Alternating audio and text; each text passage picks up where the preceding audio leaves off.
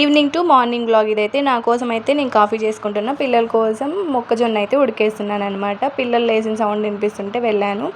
చిన్న పాప అయితే కదులుతుంది, పెద్ద పాప కళ్ళు తెరుస్తుంది, మోస్తుంది అనమాట ప్రతిసారి. ఇంకా వాళ్ళు పడుకున్నారని చెప్పి నేనైతే కాఫీ తాగేసి డ్రెస్సింగ్ మిర్రర్ అయితే క్లీన్ చేసుకుంటున్నాను అనమాట.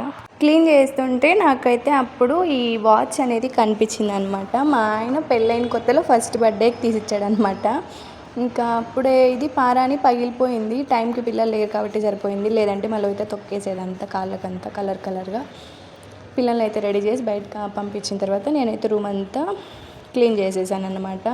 మిర్రర్ కూడా తుడిచేసాను నీట్గా. తర్వాత రూమ్ మొత్తం వాటర్తో కడిగేశాను, ఎందుకంటే పారాని పడిపోయింది, ఇల్లంతా అవుతుందని చెప్పి కింద కూడా ఫ్లోర్ మొత్తం తుడిచేసాను. ఇంకా అంతలోపే మా లోహిత వచ్చి మమ్మీ నేను నీకోసం ఒకటి తెచ్చాను అనింది. ఏంటి నాన్న అంటే నీకోసం ఇల్లు కట్టాను నేను, తీసుకో మమ్మీ అనింది. లేదు నాన్న బయట పోయి ఆడుకోపో అంటే తీసుకొని మరీ పోతుంది. మరి ఇప్పుడు ఎందుకు ఎక్కడ తీసుకుపోతామంటే మమ్మీ బడ్స్కి పెడదాం మమ్మీ మనం అని చెప్పి బయటకైతే తీసుకొని పోయి బయట పెట్టేస్తాను. నైట్కి వచ్చి పడుకొని మార్నింగ్ వెళ్ళిపోతాయని తీసుకుపోతుంది. ఇంకా అంతలోపే వాళ్ళ నాన్న పిల్లల కోసం అయితే జ్యూస్ కావాలని అడుగుతుంటే జ్యూస్ అయితే తీసుకొచ్చాడనమాట. వాళ్ళ మేడం చెప్పిందంట సమ్మర్ కదా తాగాలని చెప్పి, అందుకు జ్యూస్ అయితే తెచ్చుకున్నారు.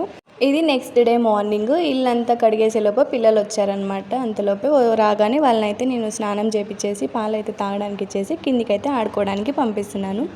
డైలీ ఇదే రొటీన్ ఫాలో అవుతాననేం లేదు, టైంని బట్టి అలా జరిగిపోతూ ఉంటుంది. ఇంకా నెక్స్ట్ టిఫిన్కి వచ్చి నేను బొంబాయి చట్నీ అంటాం కదా, మా సైడ్ అయితే మేము సాగు అంటాము, అదైతే చేస్తున్నాను. ఇంకా అందులోకి కాంబినేషన్గా దోశ అయితే చేస్తున్నాను. దోశ సాగు అనమాట. ఇంకా వెజిటేబుల్స్ అన్నీ కూడా కట్ చేసుకొని ఇలా అయితే ప్రిపేర్ చేసుకుంటాను నేనైతే. ఇంకా కర్రీ అవ్వగానే నెక్స్ట్ దోశకైతే ప్యాన్ పెట్టేసుకొని పెద్ద దోశలు, చిన్నపిల్లలకి చిన్న దోశలు కడగాల్సింది అంతే.